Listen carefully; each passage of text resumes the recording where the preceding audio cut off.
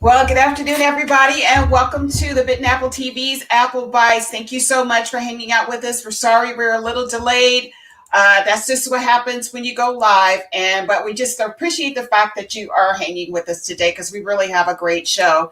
Before I go any further, I want to bring in my hostess of the mostest, the Written Writ Ralph.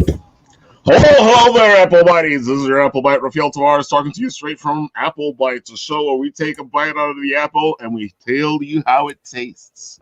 I like that. Hey. I'm going to give you the 60 snap right here. That's pretty good. I like that one. That's pretty good. So this has been a really amazing week. I do not want to get into any details, but I don't know. Did you see WandaVision this week? Of course, I saw WandaVision, and I was sitting there going, aha, see, there was a reason for the sitcom reference. And you people out there going, I don't like the sitcom reference. I don't like it. It's lazy writing. And I'm like, oh no. I loved every bit of it, and I called it. If you watch my show on Sundays that I do with Evolution Comics, This Week in Pop Culture, I want them to cut my check, because I did say that this was the reference, and this was the reason why that the old TV shows were the prominent part in this series, and I loved every bit of it. I think it is really smart writing. Oh my God, it is. And I actually explained exactly this to somebody who was arguing with me online. They were like, "Oh, it's lazy writing." I'm like, "Well, we don't know what's going on." But in a lot of people, sitcoms are this glorious life that we all want to live. So of course, it's possible that she's maybe seen sitcoms, or she knows about sitcoms, and she wants to live that fantasy life of perfection. Well, think about it too. People forget her origin story. She's from Russia, and exactly. that's a thing. They get TV shows way behind when we have them. Oh, so definitely. Exactly. They get them 10, 20 years after we've watched them here in America. So I knew exactly. I kind of correlated the two references and knew that that's what that was all about, because that's how she grew up. But I want to tell you that I did watch something that Netflix actually bought and actually started airing. And I am a lover of Kung Fu and anything that has to do with martial arts.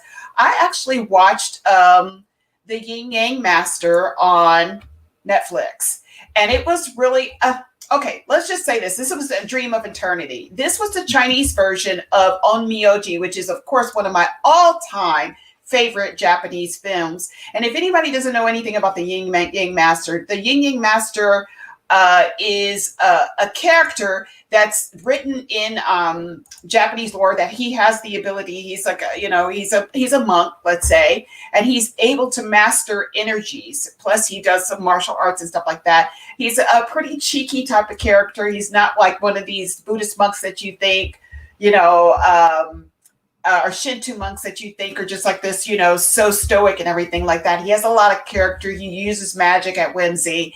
But they did decide to recreate a Chinese version of this. So in this particular one, this particular film was released in China in 2020, and it was directed by Guo Jingming, and it stars Mark Chow and Dang Long. But it is the adaptation of the Onmyoji novel series written by Baku Yamemakura. That's why I say the right way. Yamemakura. So they did really do it. I thought that was beautifully done. And also, if any of y'all know, there is an anime for Onmyoji. This is the basis of that particular anime. But I thought it was really, really done very eloquently, beautifully. Just some of the visuals were just fantastic. This is the original Onmyoji that I told you about, the one that is my favorite, and it's in my collection of all my favorite films.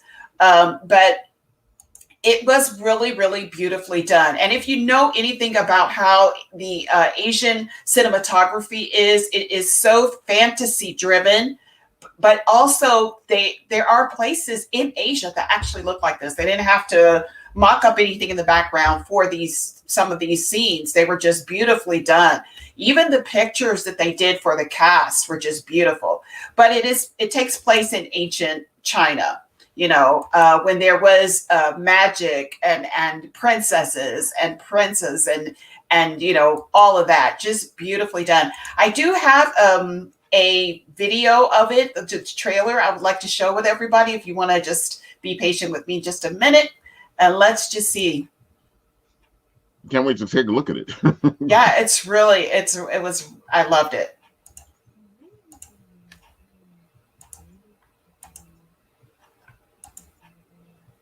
And thanks to Netflix for allowing us to,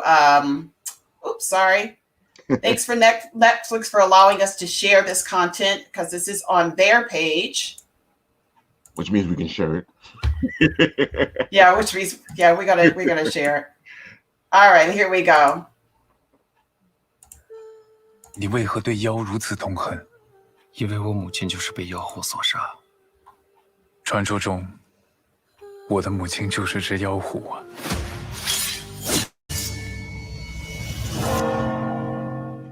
我少小离家，为的就是斩杀世上所有的妖魔。妖物都是吸收世间上的执念和贪欲才得以成妖。荒唐！你竟然有妖物作为尸身，你有什么资格参加祭天大典？是啊，苦恼。有人打破了皇宫的守护法阵。伯牙，凶手是谁？公主。把秦明拿下。守护秦明大人。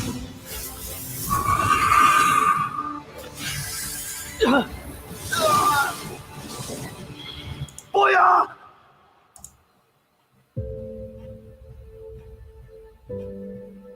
秦明大人，去救伯牙。这里交给我跟杀神石。尸神和阴阳师一旦建立关系，就是终生侍奉，生死交锋。此生无悔，侍奉为荣。秦明，我还有最后一个办法，让我做你的尸神。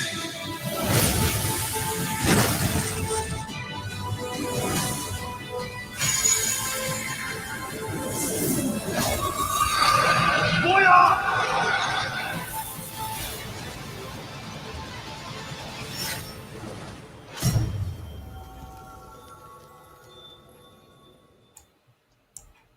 ！That is beautiful. So, wasn't it beautifully done? It's so visually beautiful, and it is. I can tell you. I think the story is kind of, because I have seen better, but I have to give it to them just because what captivated me the most about this movie was just how visually beautiful it was. Yeah, it's amazing. The visual, the way they put everything together, it's just a visual treat. Yep, it definitely is. And I mean, just the cast, even the cast is gorgeous. Yeah. The cast and just the men are beautiful. It just is really a pretty, very pretty movie. So I highly recommend it if you do like those type of ancient swordplay type of Asian movies. And thank you once again, Netflix, for letting us use that promo. So without further ado, because we are running a little bit behind, I want to introduce our next guest. I kind of wanted to forego our real quick series because we were highlighting this week Black superheroes. And we decided that we wanted to actually, for Black History Month and wrap up Black History Month, we decided that we wanted to highlight Black superheroes ongoing because there are so many out there that are well-known or independent that a lot of us do not, know about. So because we are running late, I'm going to forego that series and we'll keep that for next week. We'll add our other people that we were going to highlight this week, but let's just move on. So our next guest, and I'm sure that Ralph knows a little bit more. I have not met them. I don't know them very well. And so I'm going to leave it up to Ralph to kind of give us a little bit of a background on them. I will tell you, I did find some videos of them. So let's just see maybe I could pull up one of the videos, and that could kind of give us a little bit more content on who because they we did meet are. them for the first time at Urban Action Showcase actually a couple of years back, and they have a great fantasy book that they put together called Journey Through the Northern Wind, and it is just an amazing thing. It gave me reminders of D&D, which is true to my heart here. And we really liked the book, and they actually made the series into a comic book series. So I think they got their first issue, and they're working on getting on their second issue now. Oh, wow. That's exciting. Okay, so let me pull up some video that I found on their website that would kind of give us a little clue about who they are. Let's see if I can find this and share it with everybody. So like I said, there's a lot of them here, but let's pick and choose one. Let's choose this one right here. How you doing? My name is Edmund Paul. You can grab the book Journey Through the Northern Wind at Barnes & Noble and Amazon. Right here is Alana. Right here is Serenity. Right here is our family tree. Thanks for watching Journey Through the Northern Wind. All right. That actually gave us a pretty good It gave us a pretty good description of it. Yeah. So let's go ahead and let's invite him in. Hey, Edmund, how are you? How you doing? Hey, Had to thanks fix for the camera joining. over here, you know. That's okay. That's okay. You know, a lot of people are not really prepped for being on live shows, so we kind of expect lights to not work and lights, your reflection and stuff. I mean, ask Ralph. He does it all the time. Ralph is in darkness a lot. Oh yeah. So this beautiful little light over here tends to shoot out at me at the middle of the show. So I'm looking good. I'm not pixelated or anything. Oh no, you look fine. You look fine. Yeah, the connection is surprisingly very good.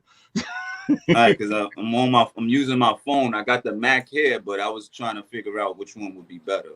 Oh no, that looks fine. That really does. That looks great. So you gave us like a little brief overview about Journey Through the Northern Wind. How did you come up with this concept? What made you decide to create this particular series?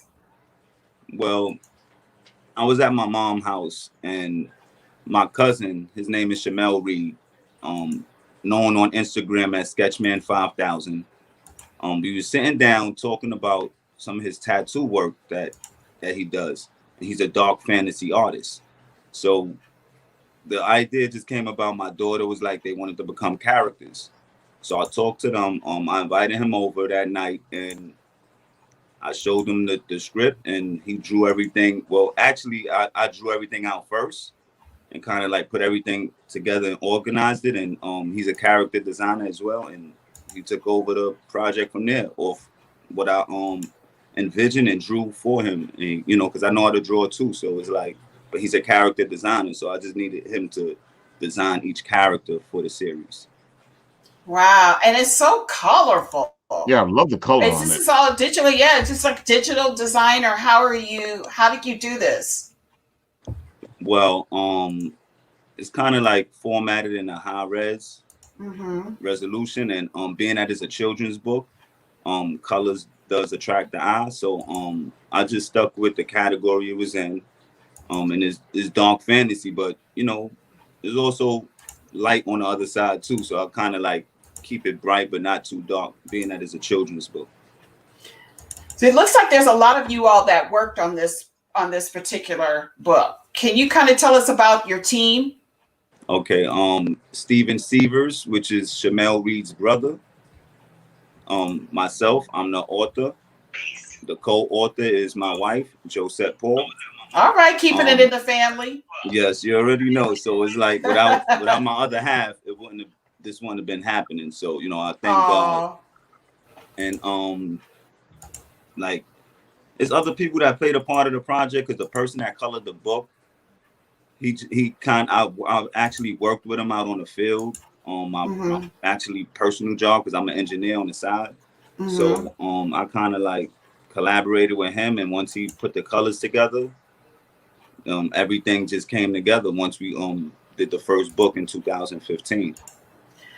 So I've noticed something, and this is kind of a trend. We actually had an engineer here last week, Nasi Gifted, who also has a creative vein. And I think people take this that there is this belief that people that have a technical mind or people that have a mathematical mind are not creative, and or a scientific mind for that matter, because I find that a lot of people that are in the medical field are highly creative, you know, and come up with ideas and stuff. So so this is a children's book. What is your intention what is your intention for this book? I mean, what do you want to happen with this book and this series? Well, it's based on my kids. The Journey Through the Northern Wind series is based on my kids. They go out on a journey searching for their father, but it connects to the other series, but it comes from a children's book. So I kind of like is in like 3 or 4 different categories. But the message to the book is to inspire the kids, you know, figure out what you love doing, and it's not work no more. It's fun, you know. So yeah, if you could make value to what you love doing and make something off of it to benefit your family and also inspire others and change their lives and also saving their lives. So, you know, it's a big impact for me just taking this time out, talking to the kids, building their leadership skills up and their communication skills up to work together as a team, because we have all the knowledge and the power in the communities that we're in already. We shouldn't have to go out to other resources to get that.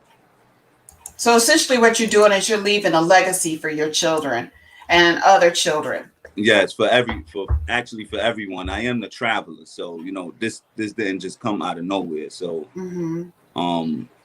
I might sound crazy, but I am a time traveler. So that's why this story means a whole lot. But I want everybody to get it on a different message. Like abstract, you might see other thing in the art that I might not even see. Now let's talk about you being a time traveler, because I totally believe in that kind of stuff. Are you laughing? You talking to the right one here. Oh yeah. As soon as you said it, I was like, okay, you are definitely talking. Okay, so are you saying you're a time traveler because of experience? Are you saying are you a time traveler because, you know, it's a metaphysical metaphor? Where are you coming from with that? Well, I'm originally from the Northern Star, the Northern Star system. Pretty much I can't remember everything because I asked not to remember everything. But I do get bits and parts of my life before I was in this human body right here, before I was in this vehicle right here, this sleeve, as we know, which is the human body. My son, he said he's from Jupiter. Wow. So, you know, like I'm telling you, learn a lot from kids. And I was actually mute when I was younger, and I knew that English wasn't my language. Wow. At least that's what I could remember. And it sound, you know, like illiterate to me. So I was attracted to science when I was younger. And once they took science out with the planets, like that's what attracted me. The universe, I guess. And they took it out and like kind of like manipulated it, and then and taught and was teaching people backwards. I kind of caught on to that early. So I didn't go to college, but I did finish high school. So yeah, this just didn't come from nowhere, you know. But you are an engineer. Yes. See, and this is a thing that I think a lot of people don't realize is this is something more what I call the God seed. We as a people are so capable of doing fantastic things, and the God seed or that genealogy that's within us, the breath that God blew in us, and He created everything. We have the capability of remembering, recalling. We're all gifted with something specifically to come here on this earth and to do it. The thing is that we have to find that journey, and a lot of us don't end up finding that journey. A lot of us get discouraged. A lot of us get caught up in the minutia of the world, and then we don't use our craft for the good of what we're supposed to be using it for. So I commend the fact that you are honoring that and that you recognize that about yourself, because we are much more than the sum of what we are. We're much more than our color. We're much more than who a person labels us to be, or who, you know, anybody says who we are. So I agree with you in that aspect. You know, it's such a deeper conversation. My question to you is, have you found another community of people who are going through the similar thing? And do you all have discussions? Because I realize that there are communities out there that have the same, you know, believe the same way you do and feel the same way that you do. Yeah, so I do events with the NYPD, Health Plus, hospitals, the children hospitals. You know, I try to reach out to the adults in different programs that they got for like creating a hostile environment, what you call that, domestic violence and stuff like that. So I try to reach out to these people, whether you're a kid or adult, because like I said, we can learn from kids and we can learn from adults. Each one teach one. And if we keep it like that, then you don't need to go to college and waste your money. You know, information is key. You just gotta listen. Well, let's think about it. The institution of college, from the beginning, there was no such thing when people were, you know, knowledgeable long before. Institutions were set up by man, you know, but what we know as just God-given knowledge, you know, there were people building whole temples and worlds and monuments and pyramids. That's another question. Who you think built the pyramids? So like all of that's in my comic book, Dark Journey series. So that's coming. And because you took the book and turned it into a comic book series. I remember you telling me that when we were talking at one of the conventions, that you were going to turn it into a comic book series. And so that's the direction you went with it. And so it's a continuation of the story, right? Absolutely. And these are all of the I would say it's a puzzle that you will have to put together. So you will have to grab the children's book just to understand the whole thing, the novels that's coming. In total, it's almost 1,000 books. Wow. In different categories. But I just gotta like categorize it for each genre it falls in based off the category and go, you know, we're gonna do a live action film too, dark fantasy live action film. So that's you're working on a Kickstarter, right? Yes, October 1st, 2021. That's for Dark Journey issue 2.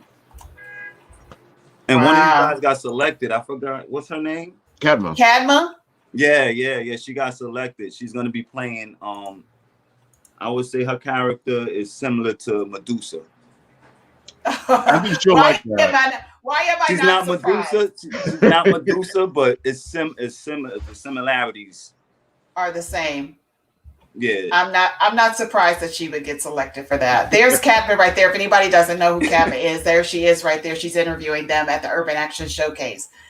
So what do you say to people who do not believe in your walk and your narrative? And especially when you're trying to get them to understand that these books that you're creating is an in-depth look at that world that you come from. What do you say to people who are naysayers about this? They could feel the energy, you know, like the people that you connect with, like you guys, you know, your third eye is open and, you know, you just, you know, some people fear what they don't understand. Just because it's dark, that don't mean it's bad. Well, you get what I'm saying? That light can be bad. Yeah. We always run to the light. So we got to kind of tap into who we are and where we came from. And I can't speak on no one else's journey. I only can speak on mine. Yeah. Everyone has their journey. Yeah. True. I think that back in the day when people were First People, First Nations, Indigenous people, this kind of stuff did not fear there. There was a reverence and a respect for these kind of things. It was not until we became colonized, institutionalized, religion, religion that was created by religion that was created by man. That these kind of things were fearful for people, so that they labeled it as bad and not necessarily so. And then, you know, the God that I believe in is a mystical God, and there's a purpose for everything that he has done. And you're not afraid of that mystical God, but do you know the power that he wields? Because it is terrifying to somebody who doesn't have a complete understanding of that. So that's very, very deep. So what's your next thing that you're going to be doing? Where can we find you? How can people like and subscribe, follow your journey, and get a little bit more in depth about the books? Well, you can check us out at northernwindproductions.com. And then we working on we updating like our new website where you could be able to subscribe for $2.99 a month. Learn how to make animation, learn how to do scripts, learn how to write children books, comic books. Also, we could publish a comic book. If you want me to be the writer, you pay the fee, but you'll get a discount because you'll be a subscriber, because we're gonna make an app and everything to where that like all the kids, starting from the kids, because I'll be in the schools and stuff like that once everything starts to open back up. I'll have vending machines out there digitally where you could tap your phone or your tablet in a comic book or children book or go directly to that device. Nice. Yeah, that is nice. There'd be like locations like children hospitals. For the comic book world, it'd be in like Midtown Comics. I'll drop one over there. Yeah, I'm just excited, and we're gonna have the Northern Wind Con coming soon. Oh, sounds good. Yeah, you already know you guys are gonna be there anyway. So Absolutely. I would love to have further conversations with you about this. I think we need to come back. That's something that's separate from what you're doing as far as your conversation about what we just discussed now. Because you'd be surprised how many people have that same belief. So thank you so much. So for one more thing, let me let you before I let y'all go. The comic book for Dark Journey series is gonna be real dope. We're gonna tie in because we're doing an animation series. We got selected at the Urban Showcase Expo 2020 for award winning. Yay! The trophy is somewhere over here. I think I put it back up because it started to, get dusty. At the Urban Action Showcase, y'all won a trophy? Yes. Wow. I got an interview with Demetrius live tomorrow. Oh, pretty cool. Oh yeah. That's because you're probably gonna see. Oh, I'm not gonna tell you. I don't know, but He's gonna show you something. You're gonna be really surprised. Yes, oh yeah, we did a nice little walkthrough with him last week, and we saw our thing. So I can't wait to check out what yours looks like. Yep. Shout out to Peace Moore, who's also watching. Hey Peace, thank you for watching. All right, Edmund, we're gonna one more thing. I'll give you my other website, northernwindcomics.com. Hold on, let me put that on here. So that it's Northern Wind Comics. Yes. NorthernWindComics.com. You heard it here, NorthernWindComics.com. Go check them out because you want to see what the Northern Wind can bring to you. See, Ralph, you make everything sounds even greater, man. That voice, definitely. Like I said, I'm doing voiceover, so you're gonna be one of the, like y'all right there. So just call me up. I'll be right in. You know that. Yeah, definitely. Thank you, Edmund. Thank you so much for coming in. And thank you. Yes, definitely. And we will probably follow up in post and add all of that content after so that we don't know. All right. Thank you. Have a wonderful day. We will be talking to you soon. We'll have you back. Bye. Definitely. All right. Bye-bye. Wow, that was really interesting. Very interesting. Yeah, he's good. I love his book series. The Northern Wind book series. It's a great book to have kids read, and I like the fact that he's continuing the whole thing with comic books, and they're already working on their second issue. I think their Kickstarter, he says, starts in October for the second issue. So you guys might want to keep a lookout for that. You really do yourself a favor and check out Northern Wind series. All right. Well, let's go on to our next guest. This is going to be a really, really, really, really good part of the show, and we have a special guest too. We have thanks, Peace. We have a special guest as well. Ooh, so I can't wait. So now I don't know very much about them either, because a lot of the people that Ralph, I have not had the pleasure of interviewing them. But what I do know about them is that they have created a comic series that is related to the Tuskegee Airmen. Yes. And if you are, of anybody of color, Afro-American origin here in the United States, or maybe even around the world, you know who the Tuskegee Airmen are. And they are heroes. They were 1940s World War II heroes. They were all Black battalion of men who actually flew planes in the war and actually saw some action in the world, actually did tours. They are heroes to us in Black history. And so this is, I believe, a send-off to them specifically, and their children, it looks like. It's like, because this is called the Tuskegee Heirs. And it's very much a play on the names, I have to say, which is really cute. Tuskegee Heirs. Remember, Tuskegee Airmen, AIR. Tuskegee Heirs, HEIR. So I'm going to bring them in so we can just go ahead and continue with the flow of this show. Hello, everybody. Introduce yourself, Marcus and Greg. Thank you all so much for being patient. No problem, no problem. Good to see y'all. Marcus Williams. That guy over there. I thought you were going to say more stuff than that. Greg Burnham. And Greg Burnham. Hi, you all. Thank you for joining us. Thank you for joining us. So for the novice out there who is me, how did you all come up with this concept?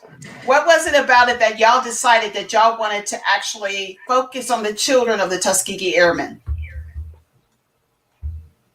Greg, you want to start? So I guess like the origin. So Marcus and I got to say, we've been working together for decades now. So the origin came, we also do children's books, and we were doing a children's book signing, and an older gentleman came up. He was a little bit grumpy, and he was kind of like, y'all got all this cool art up here, but y'all don't have any aviation. These kids don't know about our aviation history or any of that stuff. So we're kind of like, give us a little bit of an idea, and we go crazy with it. So Marcus was like, man, I've been thinking about drawing some young Tuskegee Airmen. And I was like, that sounds like something we could write up. And, so we're talking. I was like, we could move it to the future, because we didn't want to do anything that could be perceived as disrespect to the elders or to the families or anything. So we were like, let's put it in the future so we're not altering or changing any history. And then Marcus was like, yeah, and we can have some mechs, like some jets come up in here, and our heads just kind of exploded. I'm a single father. My kids are older now. Marcus is a single father also. So we kind of like ignored our kids for like a week, and we became I don't want to say ignore. That sounds bad. No, you did. Yeah, you did. They have grandparents, so but yeah, so we just came together, and like in a week, man, the concept came. Certain things can be difficult, like when we're trying to come up with names. This name came just like that. Hey, what about Tuskegee Heirs? Yes, that's good. Oh wow. So it really blended together, and we became the children during that week when we first started. Like, I'm like, Marcus is sitting on the floor with his sketchbook, like drawing, like sketching these images and designing, and I'm sitting here typing while we're building the world. And we put, at that time, you could actually get decent traction. Like the people that followed you could see what you posted on social media. Yeah, so, we feel you. We would always, like, whenever we would come up with something, even though we had, relatively small followings at that time, we would post it and just see what people's reaction would be, And so they'd always be like, oh, this is cool, this is great, yada, yada, yada.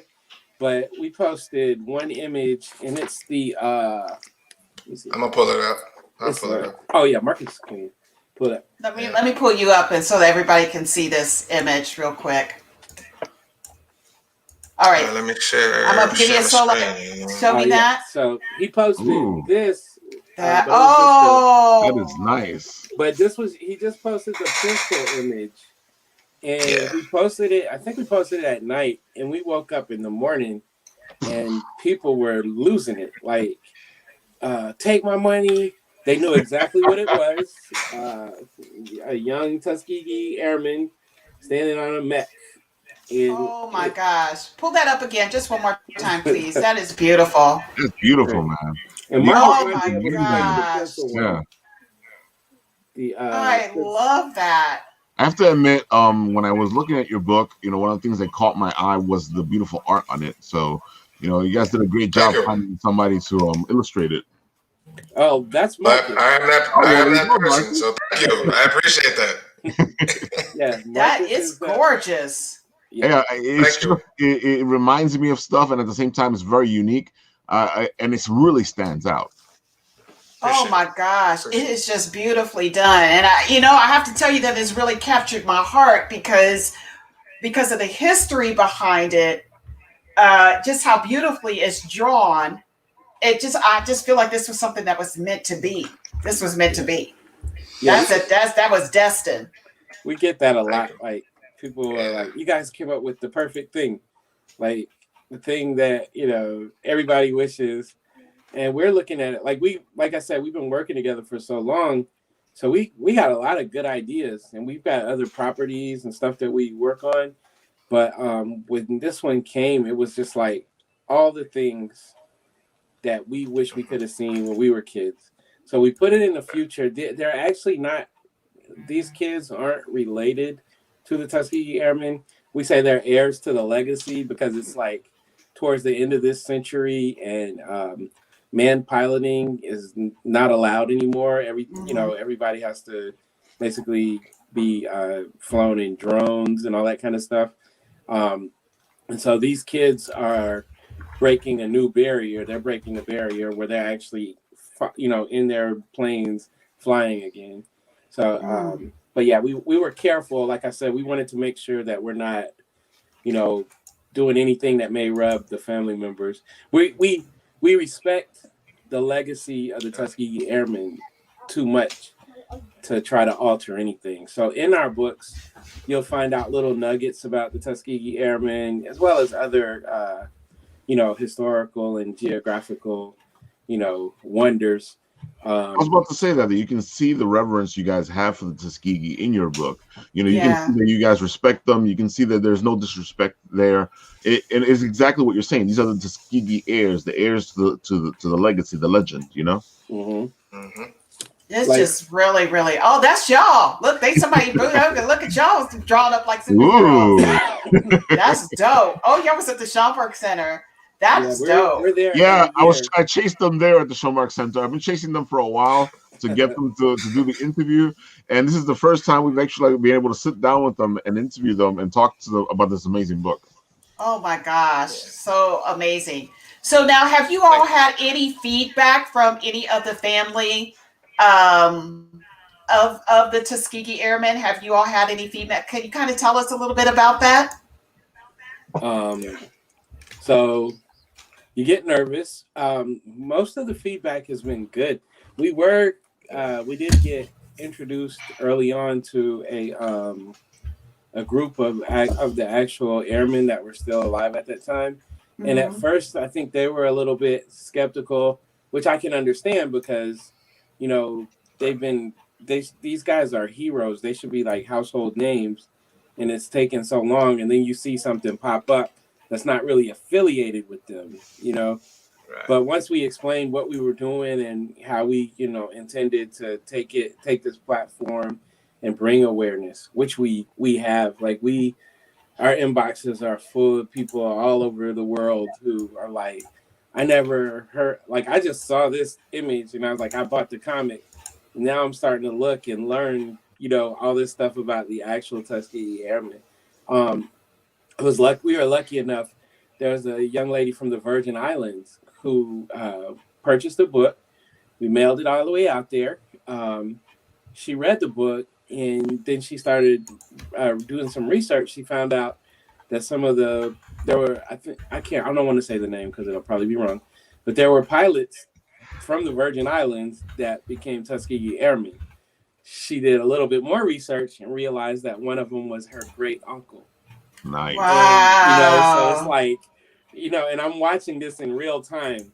So I'm watching her go from, hi, I found your comic. I love it. Hi, there were Tuskegee Airmen from the Virgin Islands. Hi, my uncle was one of them. I am a Tuskegee Air, so we've had some really great experiences. It's an inside thing of ours. Like, we do a ton of comic conventions. Yes, they do. Every convention we go to, somebody comes up and they're like, it's either them or one of their, friends, or somebody has a relative that was a Tuskegee Airman. And we like to really spell it out, because some of the research that we did, we learned that there was a whole ecosystem. There were women who worked on the base, who helped to build, the weapons, like helped to work on planes. There was a whole ecosystem. It wasn't just the pilots, and sometimes we tend to focus only on them.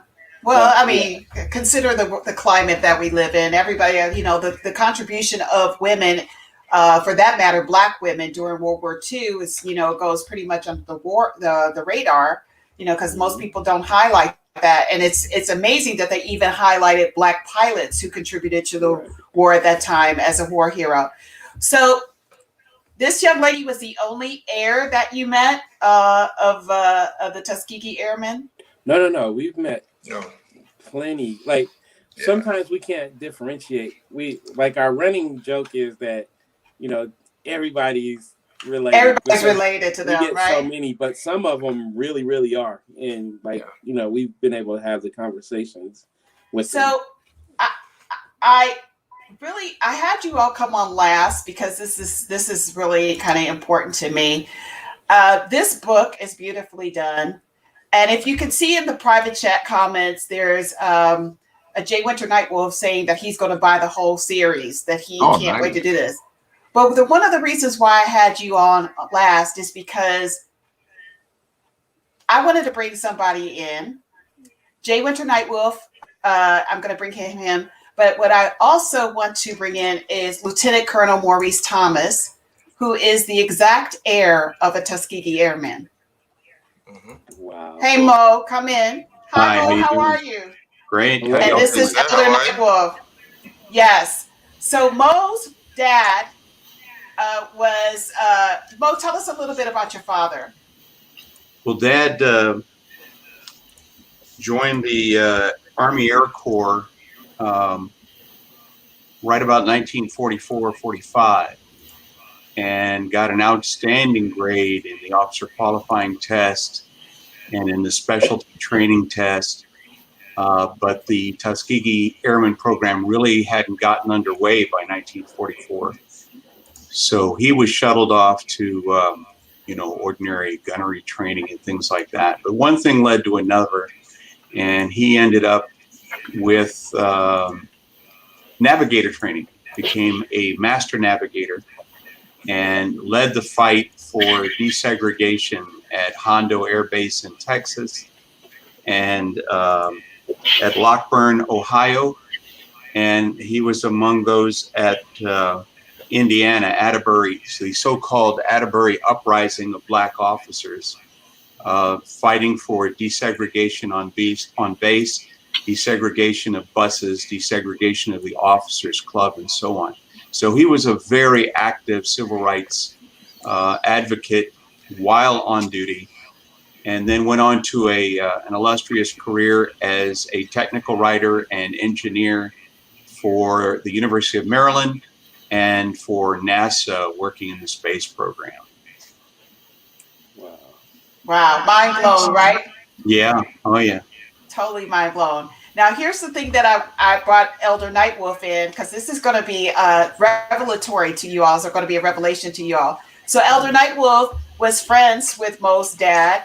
And Mo, can you tell us your dad's full name, please? His full name is William Henry Maurice Thomas, Jr. And he was born in Portsmouth, Virginia. And his dad, my grandfather, was a Baptist minister, and he was also the president of one of the first Black-owned banks in Hampton, Virginia. Okay. And Elder Nightwolf, can you kind of give us, I want you to do the big reveal about Mo's ethnicity. Good afternoon. I'm very proud of both of you young men for what you've done with the illustration and putting together this story on the Tuskegee Airmen. Thank you. Thank you very much. You're welcome. I'm Cherokee, Shoshone, and Taino. And I just have to let the cat out the box. Maurice Thomas' father was a full-blood Cherokee.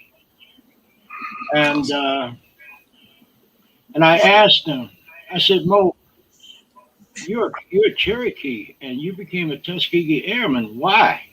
He said, because I wanted to fly planes. I said, okay, so why didn't you tell him you were a Cherokee? He said, Nightwolf, with all of the stuff that they did to us, do you think that they would be conscious enough to have an Indian flying around in a plane with bombs on it? I looked at him, I laughed. I said, yeah, point well taken. But his father was an amazing man. He was a rhetorician. This man used words that you only heard from the 1930s and 40s as part of his everyday language. Now, when you spoke of women being involved in World War II efforts, Leslie, you don't know this, but I was just thinking, in Indian Head, Maryland, there used to be a weapons manufacturing plant that made bombs for planes. My mother, when she was a very young woman, when she first came to Washington, D.C., she used to work in that weapons plant. Now, although they claim that the Tuskegee Airmen is a black thing, no, it's not. It may have been the majority of those guys that were black, but there were a lot of Native Americans in the Tuskegee Airmen and actually worked on military bases to make sure that the war effort went well. So that's what I had to do. And Maurice Thomas, his father is a Cherokee and his mother is Cree. So Lieutenant Colonel Maurice Thomas, my good friend and brother, is a full-blood Indian. Yes, and while you're mentioning women, I should also mention that there were women of color of distinction in all the branches of service. Jay would mention the Marines. I will mention the Air Corps that were pilot trainers and ferry pilots. All through the war, they supported the effort. Beginning before the war with Bessie Coleman, but of note is Willa Brown. Willa was a young woman who had a master aircraft mechanics license. She was also a pilot and a pilot trainee, both within the Tuskegee Airmen and beyond. So there you go. There she is. Yeah. Thank you very much. And so they were all significant contributors to the war effort and were part of the Tuskegee story. Another thing to make note, my baby brother graduated from the Naval Academy in 1976, and he became the youngest Native American lieutenant colonel in the history of the Air Force, the Marine Corps. But unfortunately, he met his demise at 39 years of age through cancer. But as soon as he graduated from the Naval Academy, his first duty station was in North Carolina, and he was General Smith's adjutant. And they saw in him that he was determined he wanted to fly jets. So he got sent to Pensacola Naval Station down in Florida, where the Navy and Marine Corps pilots trained. And he was actually one of the first test pilots for that Marine Corps Harrier jet. Y'all know what the Harrier jet is? The one that could take off like this and go. So, you know, us people of color, we've had great contributions towards the armed forces of the Republic of the United States. And they had to fight for it. Yeah. You know, they tried to muster out, actively muster out the Tuskegee Airmen pilots and all the specialties. A lot of people don't know that Tuskegee Airmen embodies almost every aircraft specialty you can think of. They were mechanics, they were weather officers, they were navigators, they were every specialty having to do with flying. And they tried to muster them all out at once in 1945, 1946. And the irony is that after they got rid of not all of them, but most of them, they wanted them to come back in 1950 and fight again in the Korean War. And so there were very, very few that managed to get through. General Davis, okay, General Chappie James, those folks managed to get through that screen. But a majority of the surviving Tuskegee Airmen flight qualified personnel were literally thrown out of the military right after World War II. I got a favorite as with two young men that wrote this book. I'm going to buy the book. I'm going to buy the series, but one, would you guys autograph it for me? For you, Absolutely. yes, we would. Okay. Absolutely. And secondly, go ahead. Secondly, no, I was going to say the goal of what me and Greg have been working on for the past 20 years. We're both fathers. You know, we have our own children. Greg has a son and a daughter. I have a son and a daughter. But, you know, when you're talking about leaving something of legacy, but also inspiring at the same time, in schools currently, it's rare to actually go into a classroom and the teacher, and I've gone into at the end of Black History Month, like around this time, the 28th day. And I'm like, you guys have heard of the Tuskegee Airmen, right? This is 20 plus children that no one raises their hand. And you can look over to the teacher will look like, you know, dumbstruck about it. And I'm like, it's okay, kids, that's not your fault. That's what I'm here to do. I'm here to introduce something that they don't teach this. They don't teach kids these wonderful, inspiring groups of people that, you know, took basically the world on, you know, but they grouped together. They supported one another. They actually had a banner that they all worked under. And it was women, it was men, it was all walks of life. And they absolutely triumphed. They actually, you know, became some of the most decorated pilots, like you said, in all fields. But to not teach that American history, it's not just Black history. It's ridiculous to say. That's American history that you're leaving out that can inspire anyone, any walk of life, no matter what color you are. I've been in classrooms with white, Black, Asian. Some of the best questions came from fourth graders. That's right. You know, our story, you know, but just because they latched on and they're like, this is awesome. How come I've never heard of this? But that's where me and Greg have, our inspiration has really, really been pushed to put this in front of as many families, as many people. And it's an all ages book. We didn't dumb it down or make it, you know, kiddie writing. This is, you know, we have a 60-plus-year-old cosplayer that dresses up like Genesis, the one with the dreads in her hair there. We actually just went live with her last night, and she loved. Yeah, she was an instant fan, and she said she saw herself in our character, and she said she wishes she could have saw this as a young girl. But yeah, well, you'll be happy to know that this story, this history, has not been lost. It is actively taught in the Civil Air Patrol Aerospace Education Program, both in schools and in our cadet program. You'll also be happy to know that the history and the contributions, the marks that were made by the Tuskegee Airmen in all of their specialties, not just the one that gets the glamour, the fighter pilots, but all of them, is now being actively taught at the Air Force Academy and in all of the professional development schools in the Air Force. It's included as part of the curriculum. Okay, now part two. I had two favors to ask.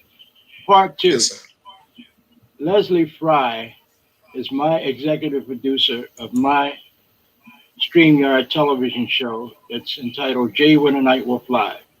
Can I get you guys to come on my television show. Absolutely. Absolutely. Great, great. All right, I'll be reaching out to you all. I'll be reaching out to you all. And Mo, I would like you to come in on it as also. So Sure. you all. And I don't know if you've noticed it, that of course the Tuskegee Airmen were finally recognized with their own congressional medal. And Dad, fortunately, he and I guess about 3 or 4 dozen of the surviving Tuskegee Airmen were able to receive their award personally at the Capitol. It was George H.W. Bush, and fortunately for me, it was 2 weeks before Dad's passing in 2007. Yes. Oh. Again, I am so proud of you guys. You have no idea. Native American children need to see this story too. You bet. Absolutely. Every single child needs to see something as inspiring as these people. Right. And we have an amazing historian that we work with called her name is Zellie Orr, Rainey Orr, who is specialized as a history specialist, and she has taken it upon herself to find and uncover just all of the history she can about the Tuskegee Airmen. And there's just so many beautiful small stories. They're small in the sense that these aren't people that went through sometimes like these crazy things, but even last night we heard there was a regiment of postal pilots, all female postal pilots. No, not postal, but yeah. They were postal, they weren't pilots, workers. But they were pilots. Workers. Yeah, making sure that the soldiers got their mail overseas. Yeah. Want to look more. And I'm like, we just learned about that last night. Just last night, I'm like, I would love to see a movie or something about it. We shouldn't be. That should be in mainstream media over and over and over. So we're struggling. I'm sorry. We're striving continuously to get this cartoon made. It needs to be an animated series. It needs to be the voices, the music, and everything else. So and we've had pitch meetings with companies, but the one thing that me and Greg share absolutely is the agreement to say we're not in a rush to do it wrong. No. These studios will take it, and we've had the question: well, do they all have to be black? And me and Greg have already written. We've written it. So where the white Tuskegee Airmen? I never saw one. Yeah. Wow. Yeah, that's what they're looking for. But what is a revelation here, and this is one of the things that I wanted to tell you all, is that the Tuskegee Airmen encompass people of color, in particular Native American people who at that time were masking as black because they looked just like us. They were actually full-blood Native American or of both of Native American heritage or black and indigenous heritage at that time. So this is like when I met Elder Nightwolf and when I met Mo, I was shocked to find this out. But then this is not necessarily shocked because all of us as African Americans here living in America have that origin or that heritage. So it just was like, wow. That never was expressed or whatever because they just put us all together. Very. When I was researching, we put it up, but this is like our Black History Month, variant, like it's a tribute to some of the people that kind of laid the groundwork for even the Tuskegee Airmen. We did put Benjamin O. Davis on. I always my fingers mixed up, but we have James Herman Banning. But I found out that Bessie Coleman was part Native American. Yes, she was. Yeah, I never knew that until I, dug a little bit into it. So we were able to, do a little write-ups on the back. Not too much, but nice. enough to get you started on who these people were. Ironically, Eugene Bullard's, if you're familiar, the first African-American fighter pilot fought in France. World War I. Family reached out over Facebook. I guess somebody shared the ad with him. I mean, the post with them, and his family reached out, and they were just like thanking us as well for sharing that legacy. That meant a lot. Yeah, there were French veterans that came looking for him in New York. because they wanted to follow up on his awards as a World War I pilot. And the sad part of his story was that he was working as an elevator operator, and they couldn't believe that someone of his heroism and achievement was working that kind of a job. Yeah, well, it was America back in those days. Yeah. It was America back in those days. Not just back in those days, today too. If you really want to. Yeah, true. You're right. You're right, Elder. You're right. Because it's the same thing we see happening with our most recent war vets. Like it's like you said, Mr. Nightwolf. It's same old. It's just a different package. Yeah. Mm-hmm. Well, even though you all say that the characters in your book are not the actual heirs of the Tuskegee Airmen, the thing is that you are keeping that spirit alive, and I commend you all for that. I commend you all for putting the focus on those heroes, and I commend you all for striving to make sure that this is something that becomes a little bit bigger than just our own community. That people know these stories. It's beautifully drawn. It's beautifully done. I cannot commend you all enough and thank you all enough for doing that. And I'm sure that Mo and Elder Nightwolf can say the same. Indeed, we do. Indeed so. Yeah. We appreciate it so much.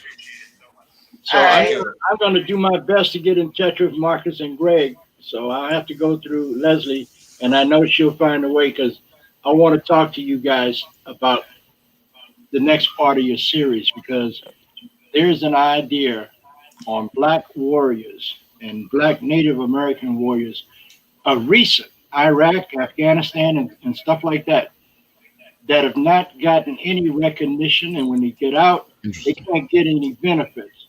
So, it's a social movement.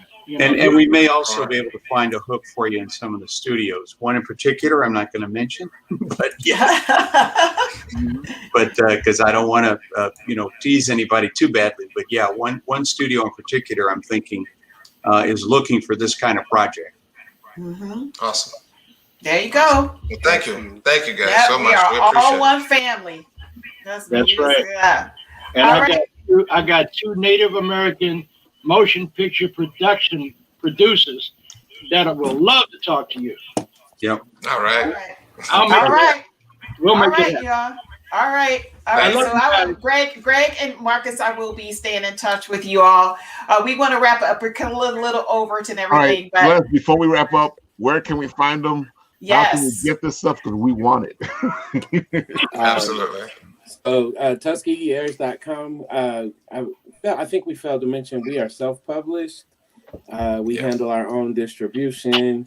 We handle all of it. So yes, TuskegeeHeirs.com is where you can go to purchase. Marcus is a phenomenal artist. He will never brag on himself, so I do it for him. You can go to his page, Marcus the Visual. It's spelled just like the name. He's got like tons of amazing posters. Really, really beautiful work there. And then I have a website for another. I have another. Where's it at? Another comic series. Let me pull you up. No, let me pull you up on that one. That looks nice. Yeah, Marcus did this. This is a defect book. That's why I use it as a. Most of them don't have that white up there. But The Search for Sadaka, it's another series. It's actually on TuskegeeHeirs.com as well. But I saw it, yeah.